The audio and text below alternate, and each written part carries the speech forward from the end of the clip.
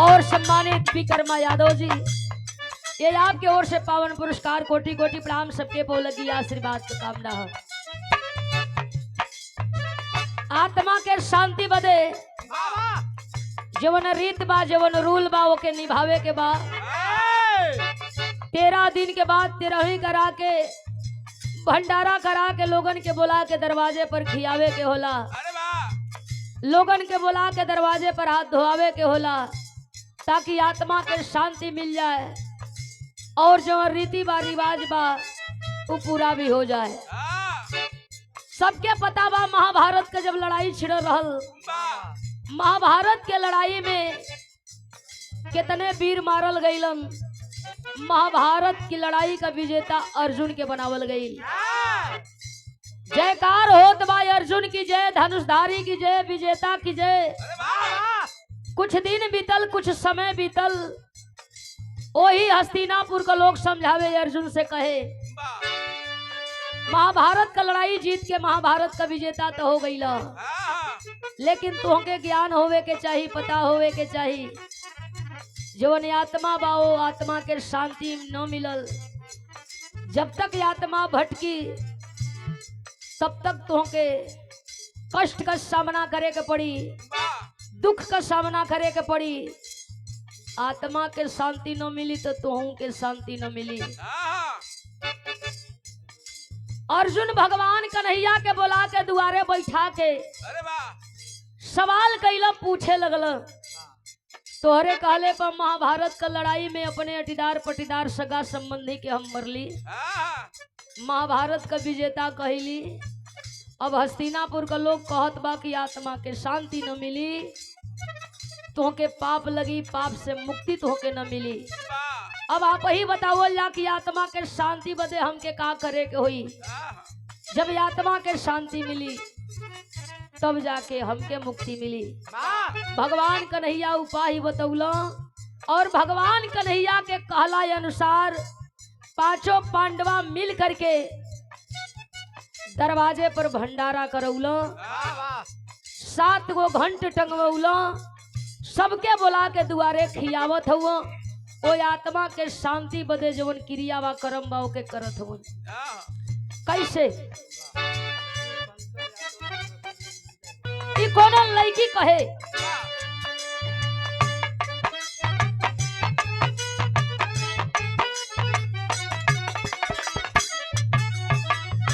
असोना तब करी होई जाई गवनवा का कोही सखी माने न मनवा।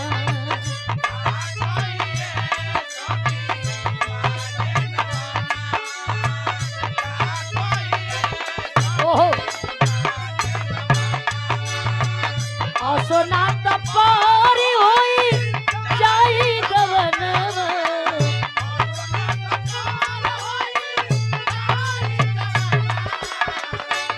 कोई सखी।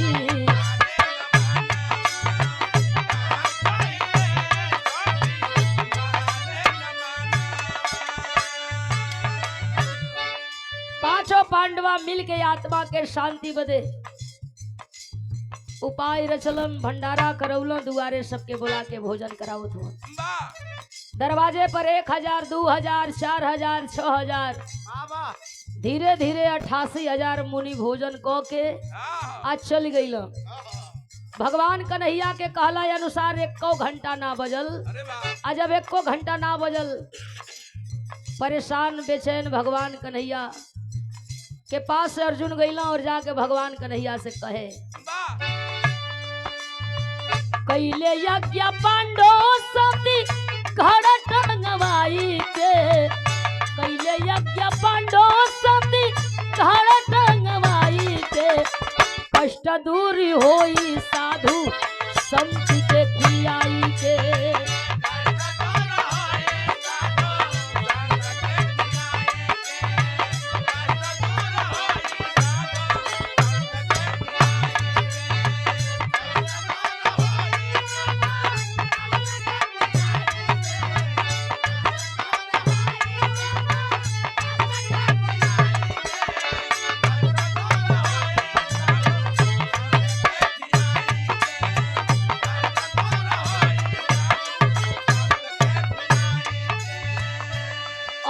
आदर पुरस्कार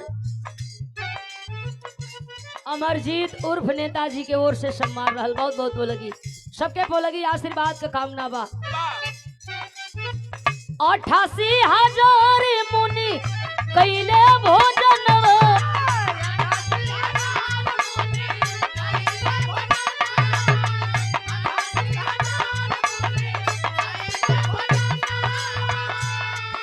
अरे तब नहीं घंटा बाजल सोचे बलवन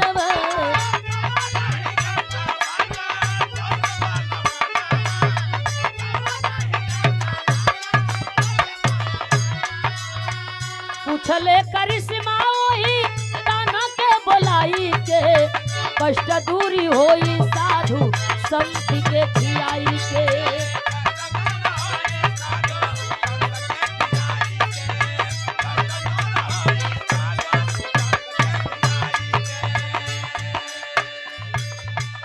अइला भगवान कन्हैया पूछे लगला पांचों पांडवा के बुला के न्योता के दिहले रहल बुलावे के गई रहल।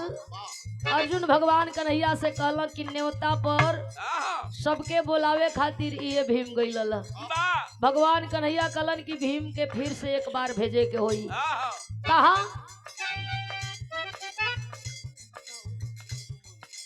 चिंता उर्फ प्रदुम्न आपके द्वारा पावन पुरस्कार देके सम्मान कल गई। बहुत बहुत बोलगी सबके पोलगी हो।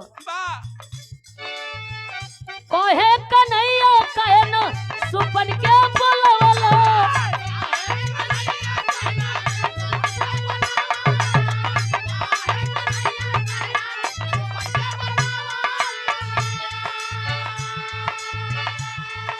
भगवान कन्हैया पूछे लगला सबके उ दरवाजे पर आइल खाइल चल गईल। घंटा न बजल जे के बोलावे के चाहिए ओके लोग बोलौल ही न हुआ। भगवान कन्हैया से अर्जुन पूछे आखिर के बोलावे के होई के करे खैले ही घंटा बजी पाप से मुक्ति मिली। भगवान कन्हैया कहला कि सब आइल खाइल गईल सुपन भगत के काहे ना बुलावल गईल। अर्जुन कहला अब तई भीमे बताई। हाँ भगवान कन्हैया भीम से पूछे लगल कहे भगवान का कहले कन्हैया भक्ति सुपन के बुलावा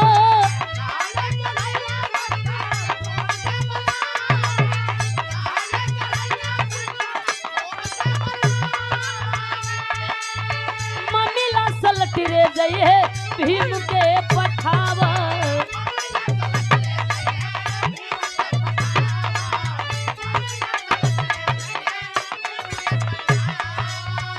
कहे कि भीम चल कमंडल उठाई के कष्ट दूरी हुई है साधु संत के खिलाई के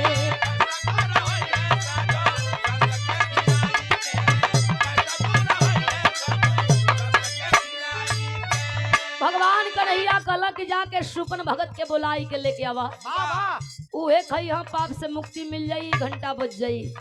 भीम बड़ा सोचत विचारत गईला जाके खड़ा भइला वही सुपन भगत के बड़ा ताव में आदेश कैल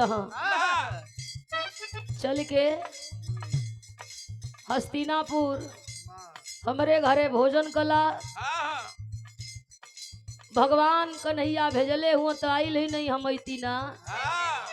सुपन भगत तकला भीम के ओर देखत हुआ कि हाई तेवर हाई घमंड एगो तो कहे का ढंग नहीं खे दूसरे ही पछली पछाड़ी आयल सबके खिया पिया भल तो इतना ताव। सुपन भगत हंसे लगल कहला कि सुना पछली पछाड़ी या कथुआ का पारी न हम जाई बा न तुअर खाना खाई जैसे आयल बड़ वैसे ही चल जा। सुपन भगत अड़ी आई गईला कहला हम ना जाई। भीम अपन जोर दिखावल चाहत हुआ ना अपन ताकत दिखावल चाहत हुआ। कहला कि एंग न मन बताऊंगा मान जाइबा न कहत हुवन का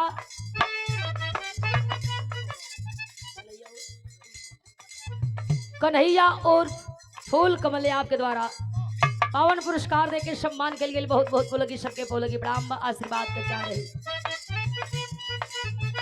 कहे कि सुपन सबके खिया के तू अइलो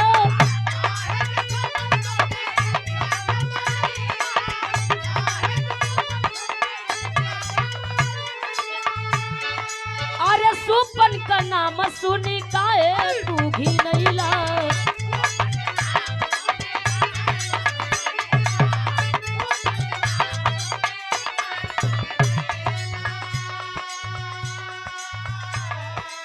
हम नहीं जाइब बड़ा गलती कैला आई के, हम नहीं जाइब बड़ा गलती कैला आई के, कष्ट दूरी होई है साधु संत के खियाई के।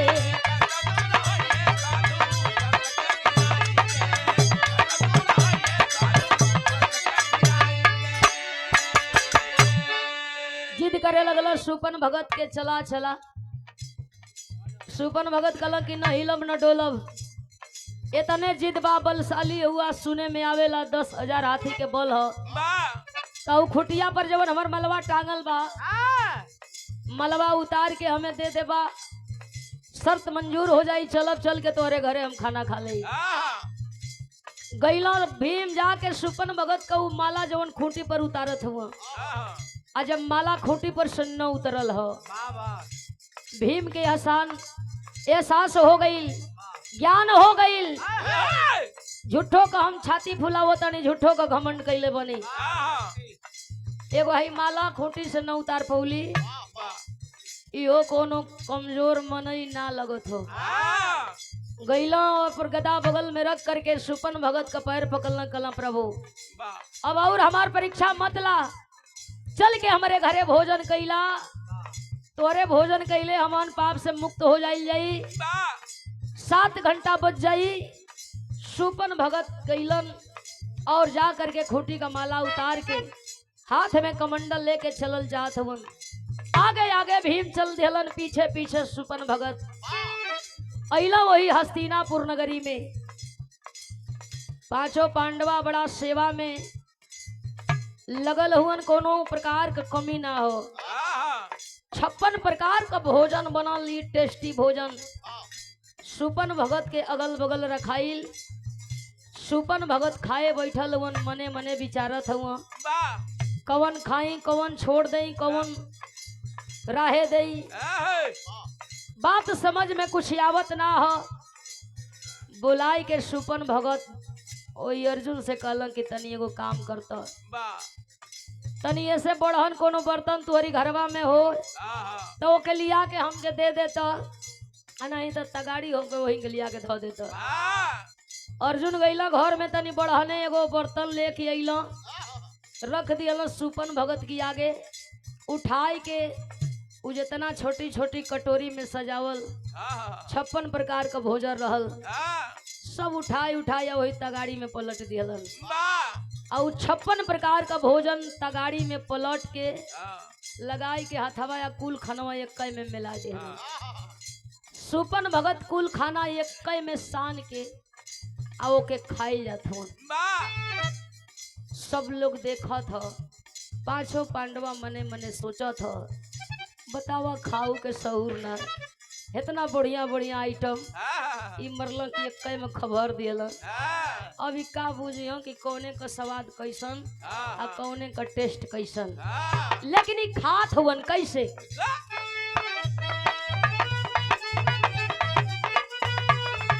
और सम्मानित मन्नू यादव की ओर से पावन पुरस्कार रहा, कोटि कोटि प्रणाम। सम्मानित प्रदुम्न और फूल कमल आपके द्वारा दूसरे बार का पुरस्कार रहा, बहुत बहुत बोलगी, सबके पोलगी हो। 56 प्रकार के बनली भोजन,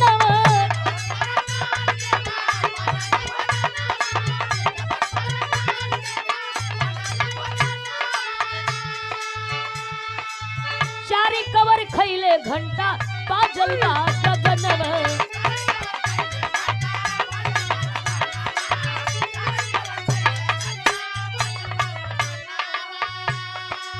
56 भोजनमा सुपन खैले मिलाई के,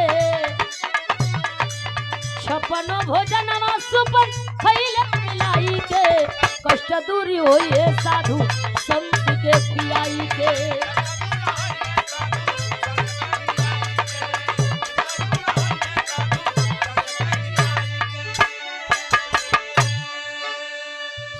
प्रकार का भोजन मिला के 4 कवर खैलो हाँ सुपन भगत। आ जैसे 4 कवर खैलो 4 गो घंटा बज गई। आ जब 4 घंटा बजल ह पंचाली द्रौपदी के ना रह गई। भाग के घरवा में से अली पंचाली द्रौपदी देखल चाहत बाड़ी की कहो 88,000 संत मुनि भोजन कैलो गईलो घंटा न बजल। आखिर के ह जे करे खैले घंटा बाज गईल। आके ताकत बाड़ी दुअरिया में से देखा ताड़ी केहू बाजे बैठल बा, हाथ में कमंडल बा, माला बा, आ सामने वो बड़की तगाड़ी हो। कुल खनवे एक में खबर के उठाई उठाई खात हुआ। पंचाली द्रौपदी ठठा के हंस दियली। सोचा ताड़ी कि ओह रे ओह, लोग कहेला कि जैसन जात वैसन। बतावा आई इतनी बढ़िया बढ़िया खाना, इतनी बढ़िया स्वादिष्ट भोजन, एक में खबर दियला इनकी में अचौआ में कुछ अंतरे ना बुझा था। पंचाली द्रौपदी सुपन भगत के देख के हंसा तारी। सुपन भगत का नजरिया पड़ गई पंचाली द्रौपदी की ओर। देखलन कि हमार उपहास करत है, कि हमार मजाक उड़ावत है, हम खात हई यही हंसत हई। गुस्सा में लाल हो गई। क्रोधित सुपन भगत छोड़ दिया खनवा, हाथ मुंह धो के कमंडल माला उठौल या चल दिया। भागल भागल युधिष्ठिर रहिला, पैर पकड़ला, कहला कि हे प्रभु 4 कवर खैले बड़ा, 4 गो घंटा बाज गईल बा। अब 3 कवर और खा ले तो हमन 5 पांडवा पाप से मुक्ति पा जाती। ऐसा मत करा प्रभु। सुपन भगत कहला खबरदार, दरवाजे पर बुला के हमार उपहास करावल जात बा, हमारी ऊपर मेहरारू से हंसवावल जात बा। अब 1 तिल 1 मिनट यहाँ रुकल ठीक न हो। एकदम गुस्सियाइल हो, छरियात जात हुआ। 5 पांडवा आगे हाथ जोड़ के खड़ा हुआ, कलम बात एंगा बने वाली ना हो। अर्जुन के समझ में आ गई, गईला जाके पंचाली द्रौपदी के पकड़ के लेके अइला, चला बतिया के तो ही बिगड़ले बाड़ू, चल के तो ही बनावा। और जब पंचाली द्रौपदी आके महल में से सुपन भगत का पैर पकड़ ली है, याचना कैली है, विनती कैली है, ए प्रभु हमसे गलती हो गई, हमके क्षमा करी और चल के भोजन कर ली। जब आके पैर पकड़ ली तो सुपन भगत जाके फिर बैठ गई। अब भोजन करे लगलन। कैसे? और ये सम्मान आया है, सम्मानित अंजनी मास्टर साहब आपके द्वारा 100 रुपया, कोटि कोटि प्रणाम। और सम्मानित अनिल यादव जी को नहा के धरती से आपके द्वारा 100 रुपया। बब्बन और सरवनी आपके द्वारा पावन पुरस्कार देकर के सम्मान किया गया। कोटि कोटि प्रणाम सब लोगों के पोलकी आशीर्वाद के चाह रही। परदुम्मन उर्फ विक्रम यादव आपके द्वारा पावन पुरस्कार रहा। बहुत बहुत पोलकी, सबके पोलकी प्रणाम आशीर्वाद के चाह रही।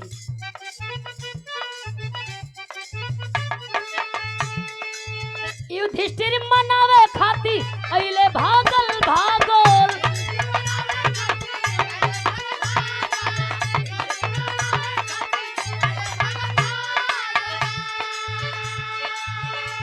अरे 3 कवर खैले घंटा 3 बेरी बाजल। यज्ञ पूरा भइले ओही सुपन के खियाई के, यज्ञ पूरा भइले वही सुपन के खियाई के। कष्ट दूर होई है साधु संत के खियाई के।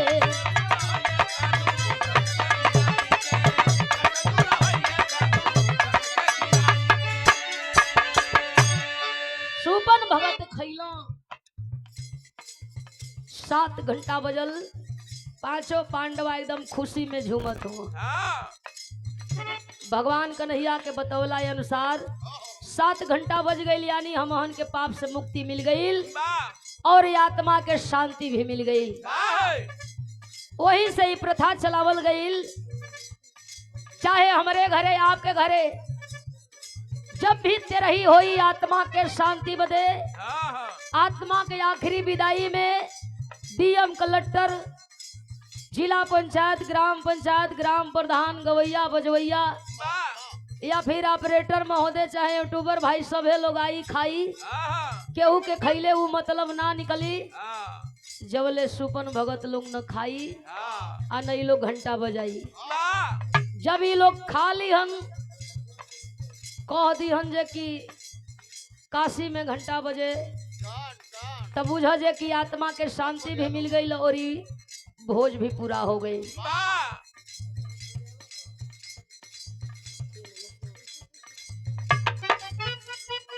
सुपन भगत का विदाई पांचों पांडवा मिल के कैलन ह, जैसे वही दिन बोलत रहलन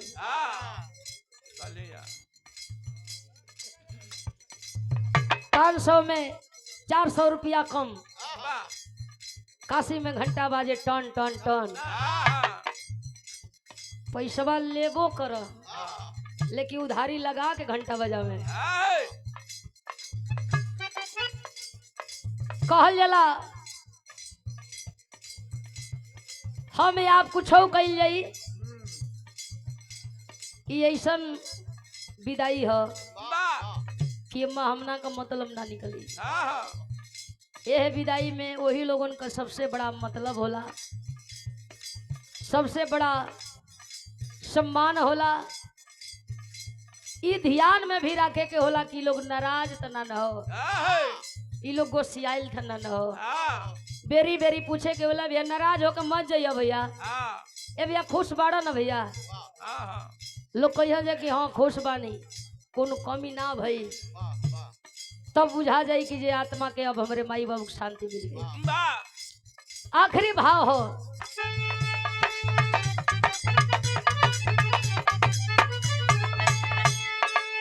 गुरु गणेश राम लाल को प्रीतिया,